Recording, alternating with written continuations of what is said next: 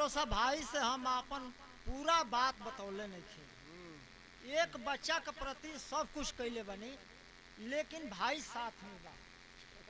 एक बच्चा आज भी बा कि हमके मौका मिल गए तो काहे ना हम कुछ कर दी। रहल बात कि हम खाना खाए गए तो राम भरोसा भाई कहलन कि मेहररुआ बोलौलस या इनके इहो बुझाए के चाहे कि हम पकिटवा में रहल बानी तबे है तरह जनता आज जुटल बा। अब बांगुर बेलनवा कहला भैया तो बांगुर बेलना ना होला। आ कुर्तिया बेलौजवा कहला कि तनी अनसा के देखल जा तो हमनी खातिर वो चीज ना है भैया। हमनी के लिंगोटा पकड़िए। हम खाना खाए गए खाना छोड़ के आई। अच्छा तो खाना छोड़ के आ गई लो तो देखो हमनी के जानत नहीं कि वो चीज ना हो। एक चीज बात बा, आज पूरा हमके मौका मिल गई बा एगो लड़का के प्रति। अब सूर्य फूटे से तब तक गाना होई। सूर्य होई दोनों पक्ष से गाना होई। सूर्य ना तू तैयारी करो जब ले होई तब ले लोग बैठल हैं तब ले होई। हां ब्याह के दिन ले होई। अब कुछ हो सकला उ छोट भाई एगो सूत गइल बा माझिल है गाना गाओ। अच्छा सच्चाई तो हर बढ़िया हो, लेकिन हम गौले रहली हमनी के का हो पगरिया शोभे यही के लौरिया शोभे यही के लौरिया शोभे यही के कहो। अब बेईमानी हुई तो हमहू कटौती काटे लगो। जब एगो नाद में खरी भूसा खूब गोता जाए एगो में कम गोताई तो वो बैल गोरु खुरा हो जाए। हां तने ने मुड़ी घाटे लगी। हां खाई कुछ उचला के छोड़ दे तो एक बराबर जब हुई तब वो मंथन से चली। कटौती राम भरोसा भाई ना कहली है। 1000 के ऊपर नीचे के कपड़ा होई तो कपड़ा 2000 का बा ऐसे तन ज्यादा देले बनी। ओ तो पक्ष धर बाड़ एमे दूरे नहीं खे एमे दूरे नहीं खे भाई तनी ऐसा गुजारा कली तोहार बात जायज बा। अब तोहरे बात के हम ना काट सकिला ऐसे ना काटो कि जरूरी बा। भरोसा भाई कहलन कि नीमन देख के समझी पड़ल। हकीकत बात बा नीमन देख के पड़ल बानी तबे इतना आदमी आज बटराई बा। रहल बात लड़किया और इशारा करता तो हमनी खातिर तो सब बराबर बिया लड़की। सचमुच हम जानले हैं कि आज उहे लड़किया पे लेके लिखा आई जा जना खातिर सदिया के बात होता।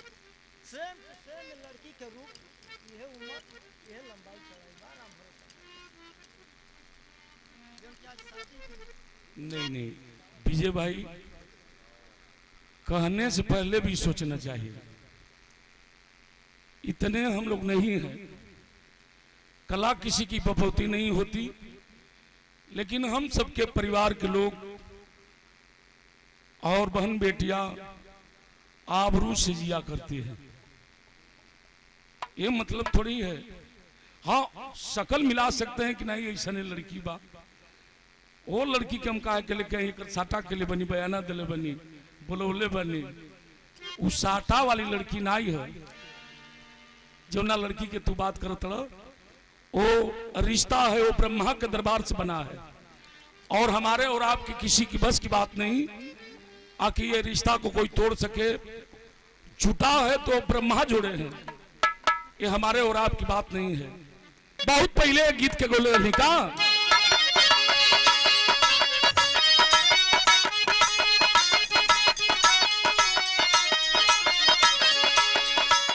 अरे पातर पातर झींगा मछरिया कमर हिलावे रे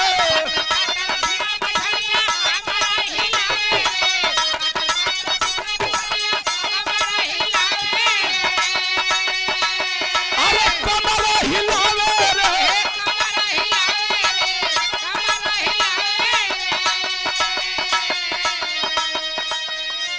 अरे पतरी गोड़निया छिनरी ये तरह ना होला हो लेकिन बड़ा पेशा में है। अरे कमरा हिलावे रे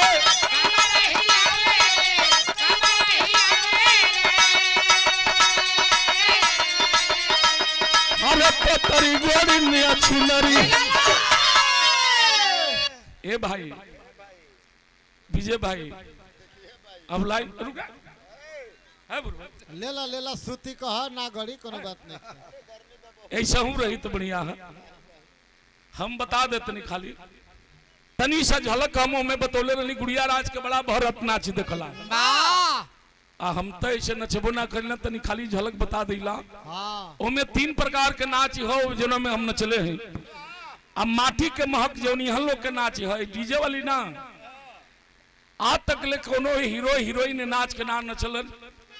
हमनी के माटी के महक हमनी के बहिन बेटी मतारी जब लावा भुजावे जइहन आ लावा भुजावे जइहन गोड़वा के बरसाई में हुआ भैया बढ़िया अगर बारात मालिक लौंडा लेके ना आइल विजय भाई निखुदनी के मेहरारू गरियावेली सब बढ़िया अगर लौंडा ना हो तब मेहरारू गरियन लमहर चरहर अगर गुड़िया हो तो के पकड़ लिए सब गुड़िया पतर की डांटी के हो झूला एकदम उहे होके खुला पकड़ के लिए यहाँ से पीछे में कह दिया सब क्यों एने चिकोटी काटी कनो ओने काटी क्यों एने धरी कनो ओने धरी हमरे महिपत भाई कहत न कि मैं तो आठ जाई एगो चीज ना आटी ज्ञानी आदमी है ये भी ज्ञानी के बगल में बैठते हैं बहुत ज्ञानी आदमी बना इनके जानकारी बकू ना आटी अरे अगर तो रबड़ वाला चलता है छोट साइज से लेके बड़का साइज तक ओकर चिंता ना कैला के हक खरीदला के बाद मार्केट में हर चीज उपलब्ध बा। तो नाच नचियन 3 प्रकार के नाच नाचेली कैसे नाचेली कैसे गावेली कैसे बजावेली हम बतौले वाली अगर गमछा मर्द के लगावे के तब मर्द गमछा लगाई तो ऐसे लगाई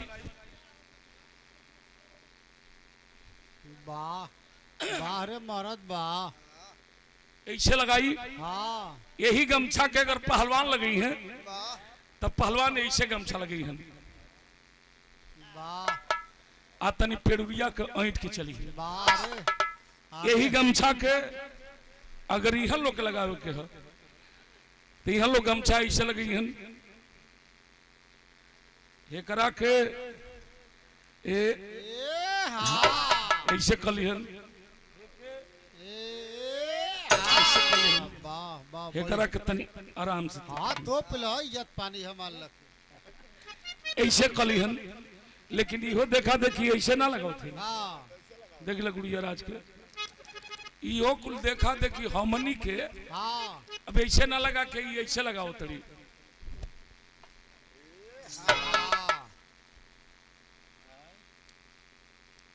तो हम लोग के जीवन हो ओरिजिनलिटी वो हो के चाहिए।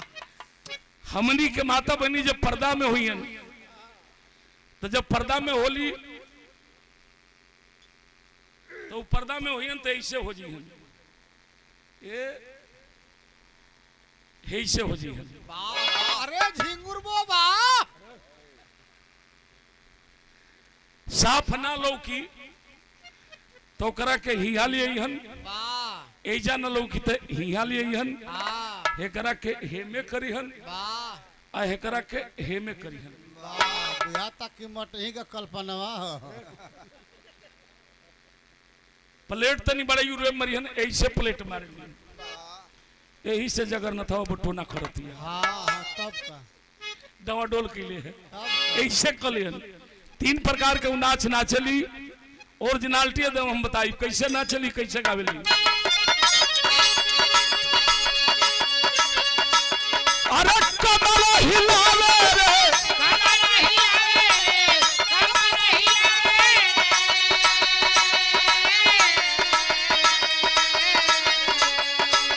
अरे कमर हिलावे रे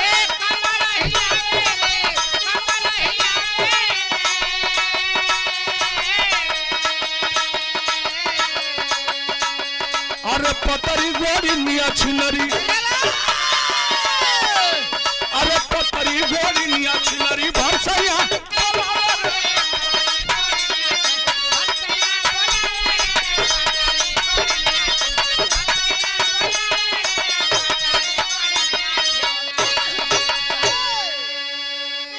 ओरिजिनलिटी रहल। यहाँ लोग के खाली कहीं नाच बा, आराम से कुल ढह जाई। एको नाच तो हम लोग के ओरिजिनलिटी नाच इहे है। आ ई ना आवे तो दूसर की नाच नाचेली ऊ का नची हन। कई बार लहई हन, कई बार लहई हन, कई बार गई हन। तनकी सलाह कही हन का अरे कोई बार लगा बाकी एक बार बतावे रे।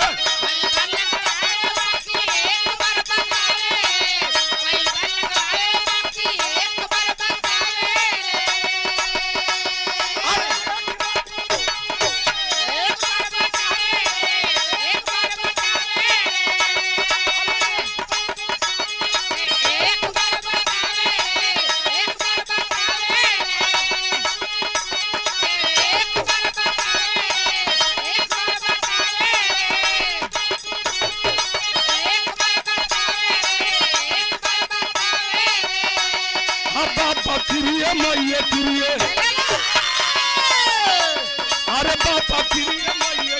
भेदवा के छिपा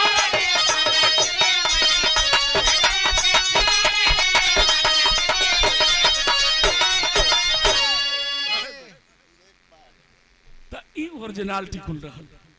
आई डीजे वाला नहीं है, ई हमनी के माटी के महक और माता बनी बड़ा प्रेम से कुल नाच गावे। योली की बलम के बांगुड़ बा बेलनवा विजय भाई हमरे पगरम हो गेलन की खाली ये बेलना के बात करब तू।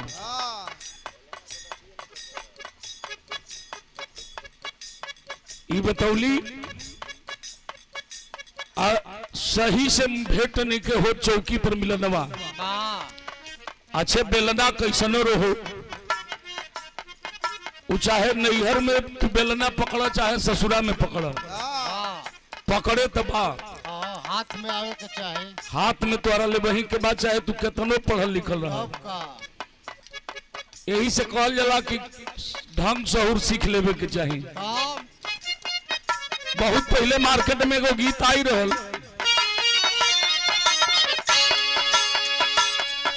कोनो भौजाई अपने ननद के समझावत बाए बुची बड़ा उड़ा तड़ू बहुत कम उड़ा सहूर से रह। पाँख काट दिया बाबू, आ निक से रहबू जिंदगी निभो ही जाई, आ ना निक से रहबू तो जिंदगियों ना निभो पाई। उ समझौले रहल भौजाई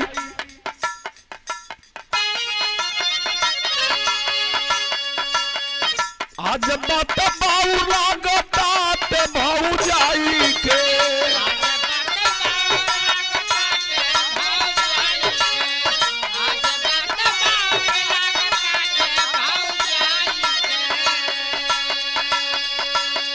ससुरा में काम करबू फोहर नियर जाई के।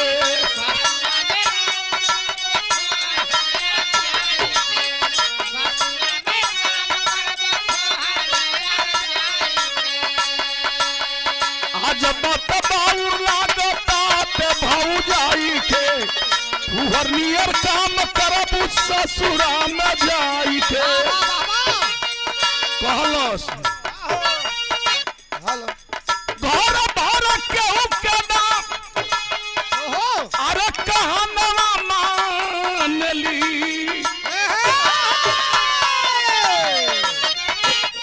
घर भर केहू के नाम कहनवा मानली। रोटी बेल के काहे गोरे पर बेलनवा धरली, काहे गोरे पर बेलनवा धर।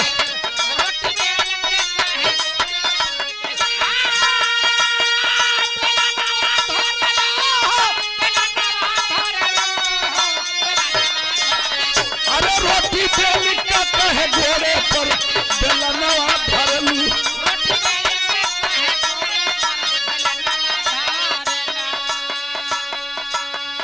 इतना बेलना से तो के तकलीफ बा, ओकरे बिना कामो नहीं कर चले वाला, आय करा बिना कामो नहीं के चले वाला। हां जी ऐसे कि ऐसा नहीं कुल में हरारू चुनात ले सकी मोदी जी हमरा के गैस देता खुदे गैस फेंकता लोग। आ गैस बन हो गई तो मैं गोईठा लेके गैस फेंके लगली सा। तो 4 दिन के काम बा, घबड़ीला के जरूरत नहीं थे। अब फिर बात नहीं, मेकअप काम ना करी कि मम्मी जी हमको धुआं लग रहा है। अब तोरा वही चूल्हे पर जाए के बा, आ न तो चूल्हे पर नहीं के जाए के 2027 में सरकार बनावे के पड़ी, न तो है 5 किलो राशन लेके वैसे ही मुंह पीटी बजा कुछ ना हो पाई।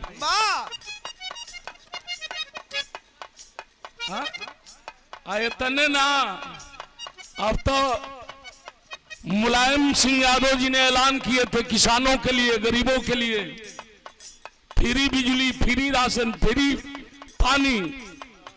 अब तो मीटर लगल बा घरे घरे 1000 का जहां भइल कि तो वही से काट देता न सब। कोई स्मार्ट मीटर लगल बा, लोग भतार कार्ड में अझुराई दिल तो स्मार्ट लगा दिल सब। हाई कोटदार साहब बैठल बना हो बेचारू परेशान हुए। बढ़िया रहे तरजुई किलो पर जो खा जा। अब भाजपा सरकार होइल तो एगो लड़नी लगा देते कि जब ले हाथ ना लगे तो मिलबे ना करी। अब आँखी लागल था, यही से कहल जा। हाँ अंगूठा लगाओ तब मिली।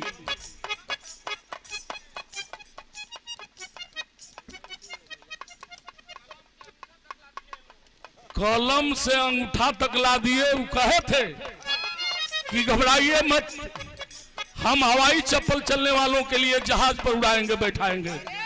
और के उड़ौलन की मैं जहाजिए बेच दिया, उड़ा जा।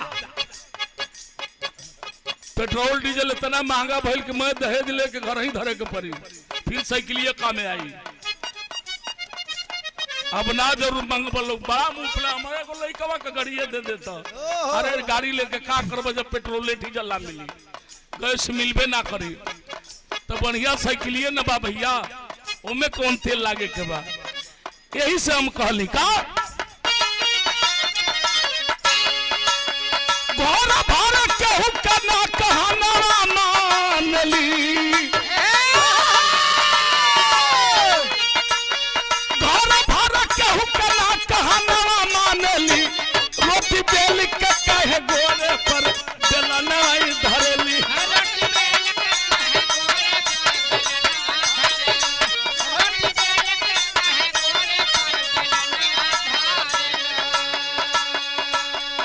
रतिया खट गवे खटकिनिया ललकी लुगवा वाली ना,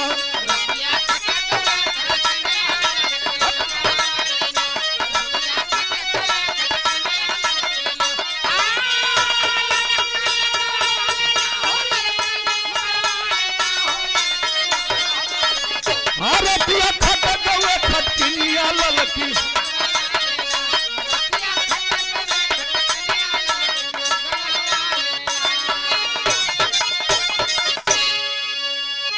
बड़ा धुन तराना आप लोगों ने सुना। आल्हा उदल के विषय में सुन ली। अब एगो खानदानी विराज सुना दी तो लोग। एगो बात इनकर निक लागल है, कहलिए कि अगर हमार झूला लूगा मने आल्हा के पहिरे के रहे खोजत रहलन तो आल्हा अपन रूप बदलन भतीजा के खोजे में, लेकिन ई कहतर कि अगर हमार लुगा झूला इनके पहिरावल जाई तो जाई फटबे न करी। अच्छा हम कहते कि तू अनसाई के देखा फाटो चाहे मर जाओ चाहे कुछ हो जाओ ना ऐसा ना होके का भइल बेटे।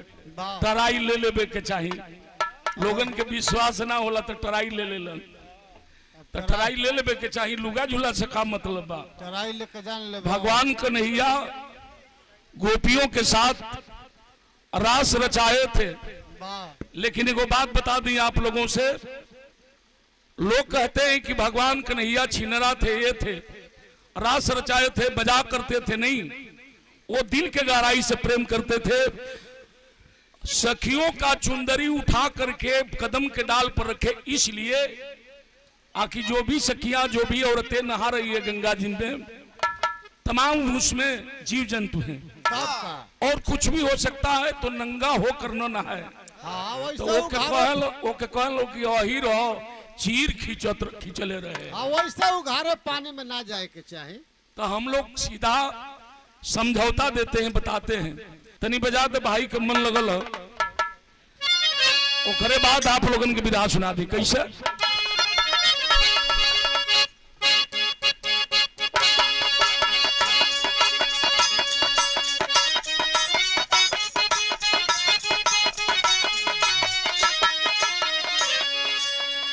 बहुत पहले यूट्यूब पर आप लोग सुने होंगे, हम एगो गीत गौले रही एकदम माटी के महक जहिरऊ गीत। जब हमनी के बारात जाओ अब न कुल फैशन हो गई बा, न तो पहले कुल ढेले में खचात आदमी जाओ हमनी के छोट रह जाए याद बा। आई तोसक तकिया खटिया बचिया नहीं।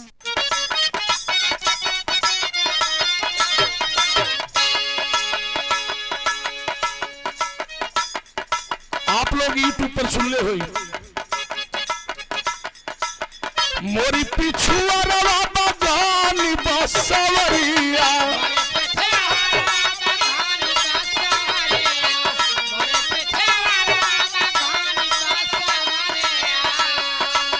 मोरी पिछुआ रवा बगानी बसवरिया मोरे बलमुआ हो, मोरे बलमुआ हो बसवा कटाइला तजैया।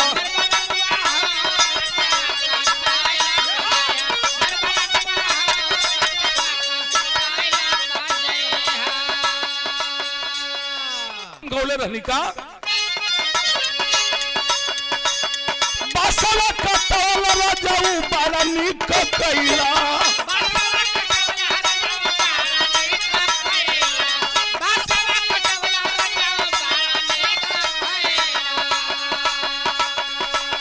बसवा कटवल रजाऊ, बसवा कटवल रजाऊ बड़ा निक कैला मोर मुरहा हो, मोरे बलमुआ हो बानला छवाइला तजैया।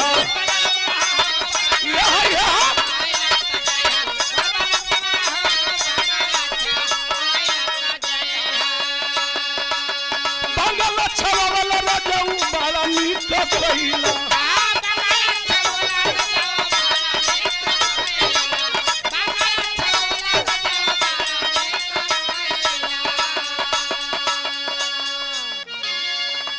अरे पगरिया सोभे यही रखे लौरिया सोभे यही रखे,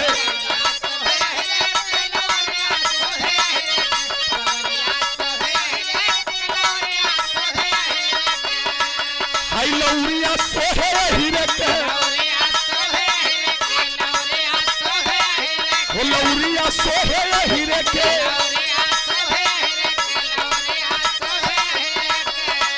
अरे लगे खाहा पट्टी पे मौरिया सोहे अहिरे,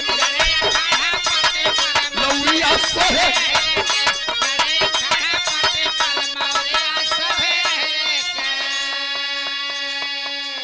ई हमनी के जनेऊ है।